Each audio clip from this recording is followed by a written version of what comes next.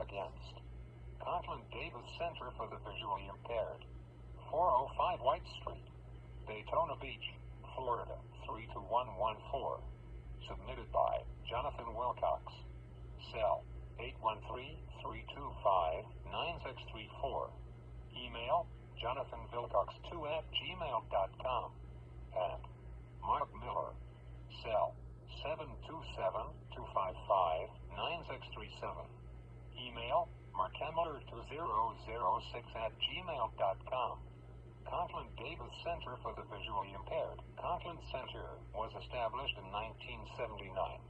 In recent years, the facility has been hiding a culture of corruption behind the scenes that no one knows about because transparency does not really exist.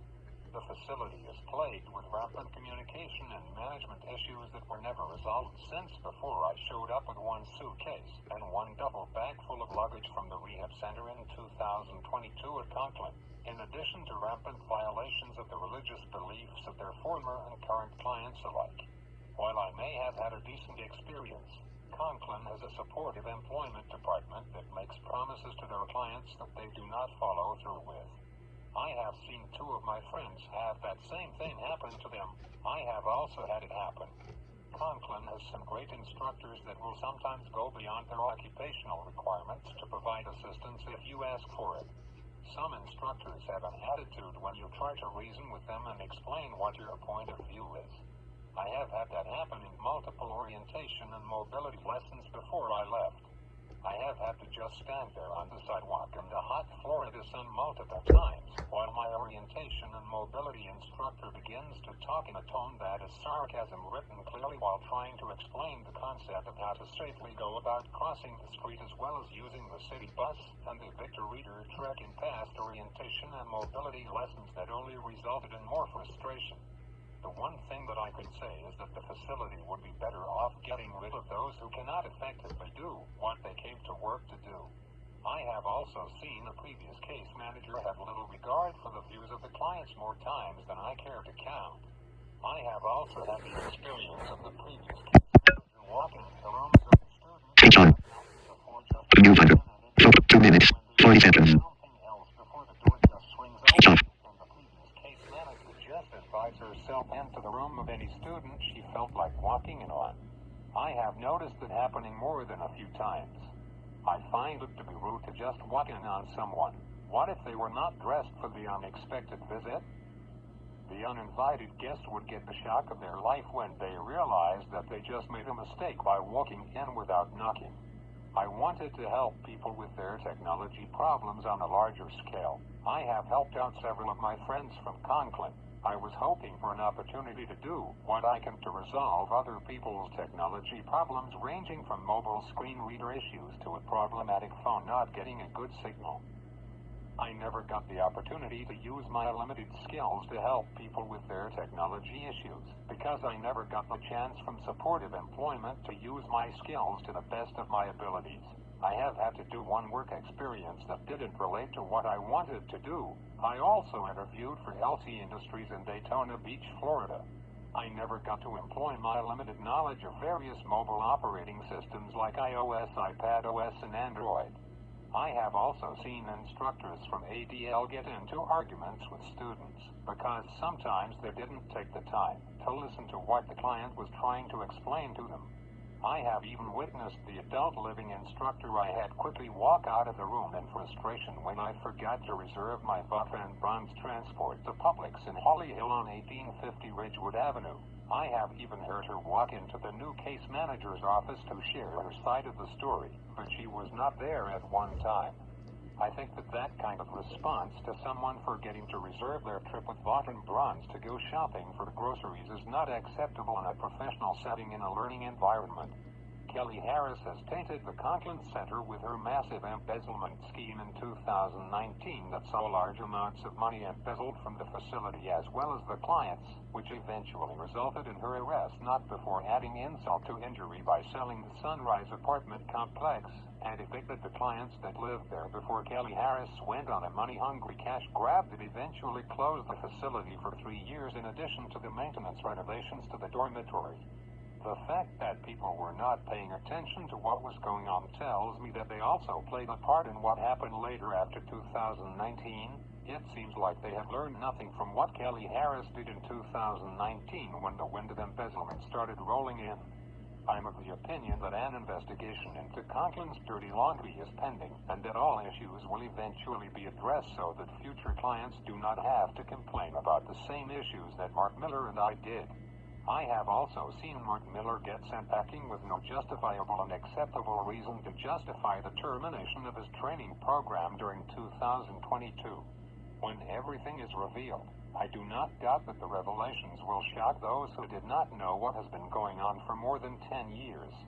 I also have to mention that the fact that there was a student who thought he ran the facility also shows that there is a flaw in how they choose the new clients that they admit into the facility without assessing their personality and conducting a psychological evaluation on new clients to see if they are even fit to be in an environment like Conklin with the multitude of demands and requirements that they must face.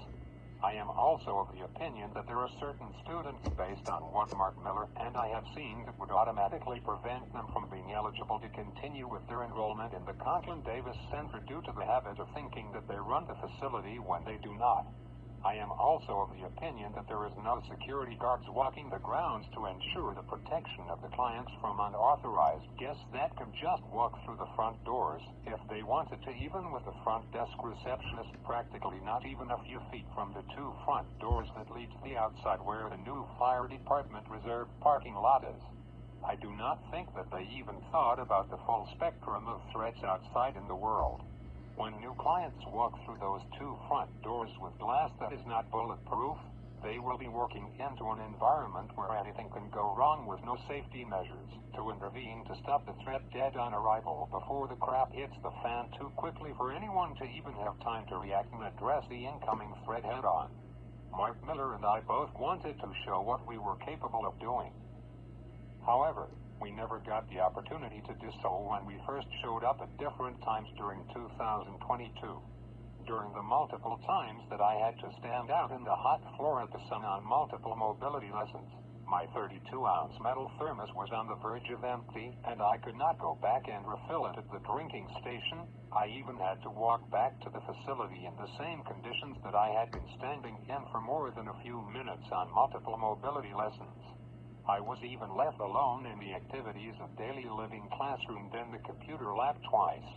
If the humidity had been any higher, I would have collapsed directly to the ground with nowhere to go except Halifax Hospital and Daytona Beach due to the possibility of dehydration, and connected to IV lines and monitors with rehydrating fluids flowing through the IV lines en masse after being transported in an ambulance for the third time in 11 years, not in a consecutive sequence. As the game Monopoly likes to say, do not pass go. Do not collect $200. Conklin still has some safety violations that have not been addressed. I have even witnessed a light in the cafeteria falling down once, in addition to the fire alarm going off multiple times in 1 month when there was not a fire or fire drill on the days it went off without a warning at all. I was in class and then the next thing I know is the fact that I am hearing a loud deafening sound at a moment's notice. The electrical outlets were fixed due to relatively recent renovations to the dormitory. However, the air conditioning unit and both electrical panels need to be upgraded along with a new talking fire alarm being installed. Mark Miller has even told me that him and his friends got zapped by the pre-renovation power outlets when they plugged their devices in to charge overnight. I have also noticed that if you have any great ideas to improve the experience, the ideas do not make a difference because they go in one ear and out the other. I was also informed on other incidents that happened in 2011 and 2015. The clients during those years carried self-defense items to protect themselves in the event that they needed to do so because there was not a safety measure in sight. One deceased client even had to deploy her taser and pepper spray can on multiple occasions to protect herself. One former client even found it out the painful and hard way when he literally got the shock of his life, and then some unpleasant effects right behind the 50,000 volts of electricity that dropped him directly to the ground. Some former clients even started shooting their guns and almost hit a deceased client while attempting to shoot to the tree. Hot bullets were seriously flying. The storm of bullets from a variety of guns also came close to striking another former client at the time. The guns ranged from pistols to a rifle and a 12-gauge shotgun. A few close calls during another incident where people could have come face to face with death before their time. However, it did not happen due to terrible aiming from one particular unruly student, who also was responsible for the facility not allowing their clients of legal drinking age to consume adult drinks on the property.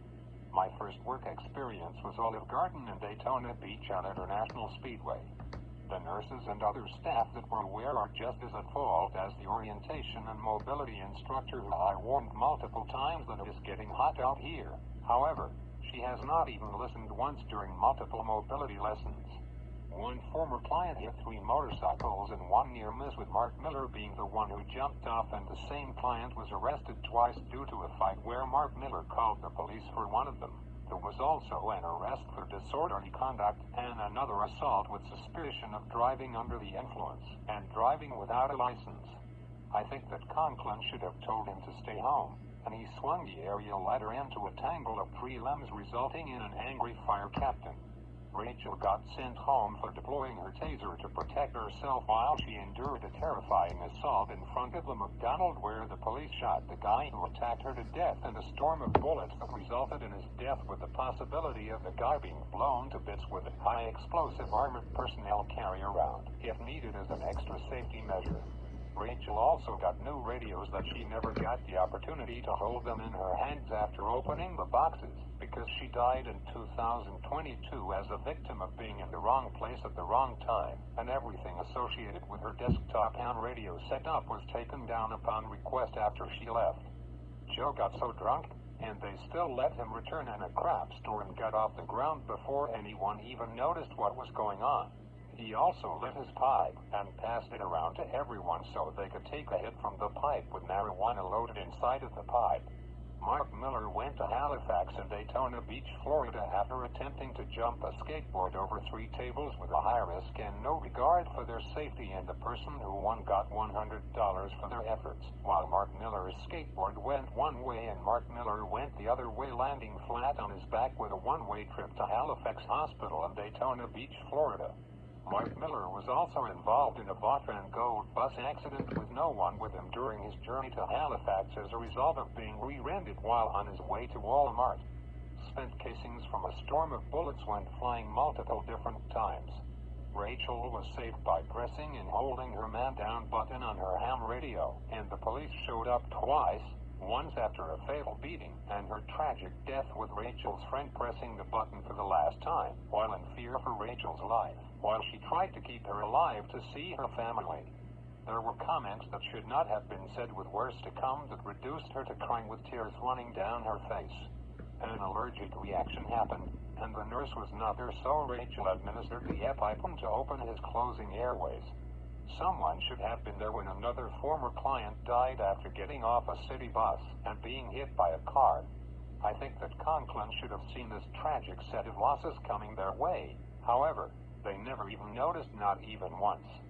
David and me and Mark Miller were sitting at lunch one day talking about Rachel's tragic and untimely death while Madison Woodward was in the room at the time. Madison and others wanted to know what happened. It is no one's business in regards to who talks about something that happened in the recent past.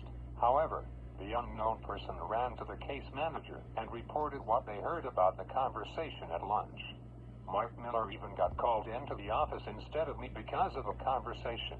I think the getting in everyone's business carried over from the previous case manager from one case manager to another. I also take a dislike to a case manager trying to be involved with something they do not understand without first knowing the context of what occurred.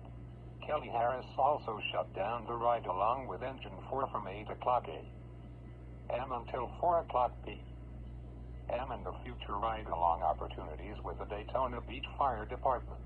One former client made it to the transfer plaza and had to wait for the orientation and mobility instructor to show up. However, the instructor never showed up. Other students were passing out en masse from the Florida Heat Daytona Beach edition, and the orientation and mobility instructor also passed out from the heat and were transported by ambulance. I was also informed that clients have had their items missing during the Kelly Harris pillage period. During this time, from what I can determine, if Kelly Harris wanted anything she could get her hands on, she took what she wanted, and if you refused to give it to her, you were left to deal with the ramifications of your non-compliance with her demands. She could send you packing for anything that she saw fit if she wanted to. Conklin has more human rights violations than I care to even begin to count. It should also be mentioned that Conklin also has civil rights violations that are too numerous to even think about trying to keep note of. Rachel went to her early grave with her requests not being put into practice by the Conklin Davis Center. One of those requests was a ham radio communication plan that was passed by majority vote but never put into action due to corruption and monetary concerns, as well as a desire to line their pockets with money at every turn. The band Blind Life only got to play at a bar in Daytona Beach once, and the money that each member earned went right into the pockets of those who ran the Conklin Davis Center before it closed its doors and reopened 3 years later. The facility should have just remained closed until all issues could be resolved without creating a larger mess in the process. The support the Conklin Center Group was a mistake because it saved and revived a giant mess of corruption and greed that passed as a learning environment where clients could learn the skills that they need to make it in the world. The same client that got left behind on the mobility lesson came close to having a meeting with his maker recently. I wish I would have never set foot inside of the Conklin Davis Center. Looking back on my time there, I should have known that I was bound to run into problems with the established culture that censors the freedom of speech as well as religious beliefs and expression of said beliefs. I have one thing to say on behalf of everyone who did not get the experience that they were hoping for, including the sister of Rachel. I have something that I would be allowed to say in a courtroom, and it is forget you to everyone who dishonored the requests of Rachel and failed multiple times while filling their pockets with money. Former clients and current clients alike have requested to go on certain outings, and the clients never got the opportunity to go on their requested outings because no one wanted to go, in addition to the rampant corruption that is still in place to devastating and disgraceful effectiveness. The corruption is so deep that if you were to jump in head first, you would not be able to reach the bottom of the extensive corruption. Clients in the past have requested to visit an old school and other outings that no one would think of, including the gun range and baseball games, to name a few. I have even visited the Conklin Davis Center before Kelly Harris took over 2 years later after I visited the facility. Conklin went on a massive cash grab in 2019. Joe even showed up to class drunk and higher than a Careflight helicopter on more than one occasion to class. The nurse and the orientation and mobility instructor were the only people who noticed, while the other staff members did nothing to stop him from going to class on a daily basis when he decided to light one up and then drink and get high.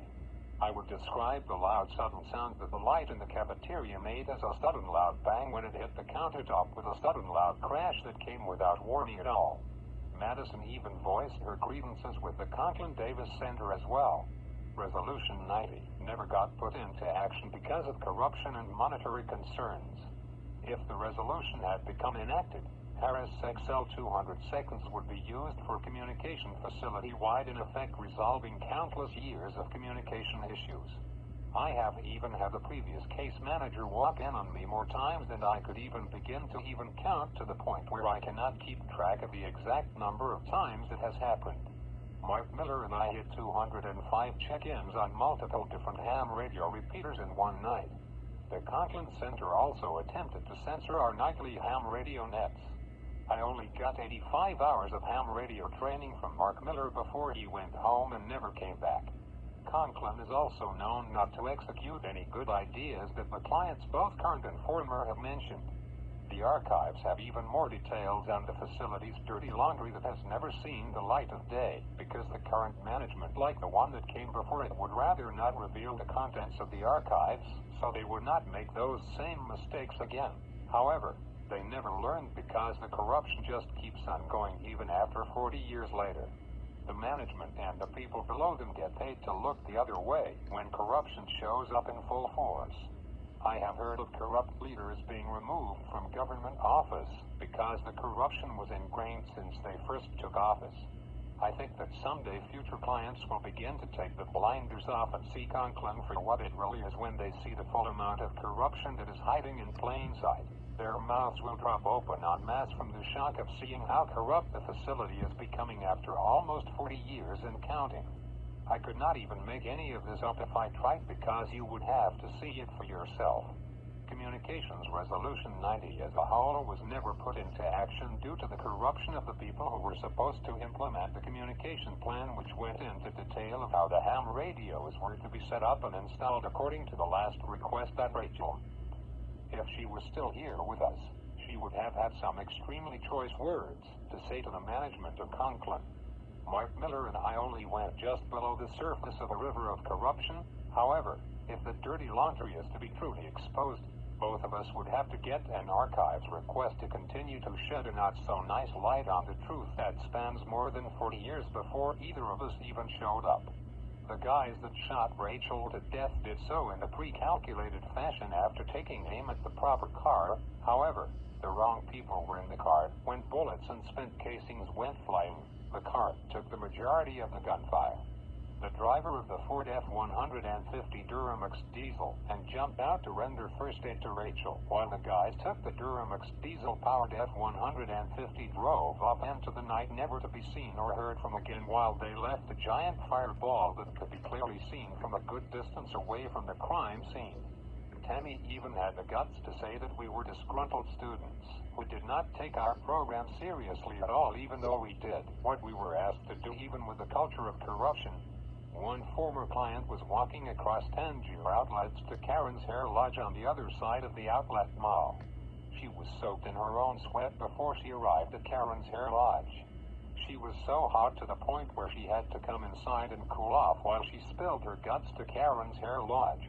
I do not think that the support the Conklin Center group is a mistake. What happened at Conklin should have served as a wake-up call to future clients. I did not want to write this document in the first place.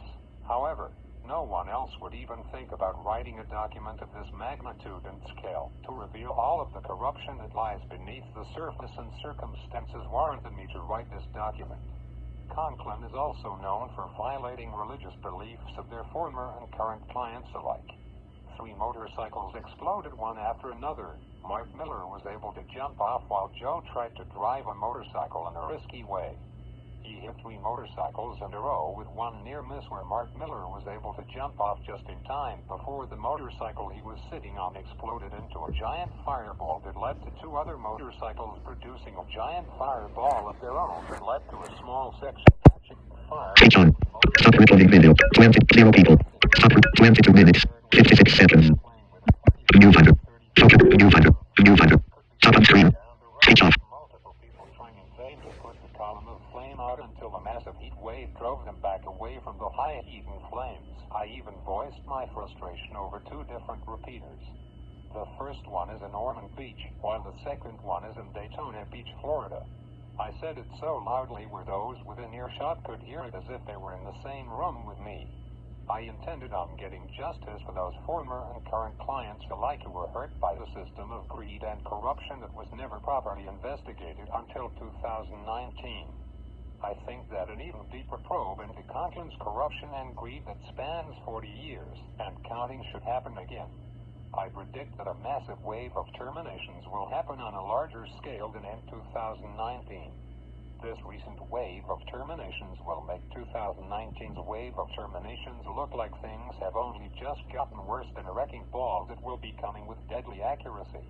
Conklin failed to honor the last request of Rachel after her tragic passing over a year ago. I hope Samantha gets arrested for the multiple times that she has used the Florida humidity as a method of torture to get compliance from me. I think that she should spend a significant amount of time behind bars for her reckless endangerment. Kelly Harris ran the Conklin Center with fear and intimidation tactics. Kelly Harris would just walk into any room of any client that she pleased. One former client wrote a document that was going to expose Kelly Harris for what she was. Kelly Harris even called the police on clients who failed to give her what she wanted. Kelly Harris did not care where you were. she would send the police to your location to try to retrieve what Kelly Harris claimed was rightfully hers, even though it belonged to the people she was trying to take certain items from. Mark Miller even experienced the Kelly Harris treatment. Kelly Harris even hit a staff member twice. Both myself and Mark Miller are prepared to provide additional details and testify in any administrative or judicial proceedings to confirm the details set forth above. Kelly Harris ran the Conklin Center with fear and intimidation tactics. Kelly Harris would just walk into any room of any client that she pleased. Kelly Harris was also known for her dietary restrictions that were extremely strict, resulting in clients not being able to eat anything they wanted. If you had snacks that you liked during the Kelly Harris fear and intimidation and dietary restriction period, it was best to ensure that Kelly Harris never discovered them, because the corruption and rule violations would follow if you were found to possess snacks and other food items that went against the Kelly Harris notifications.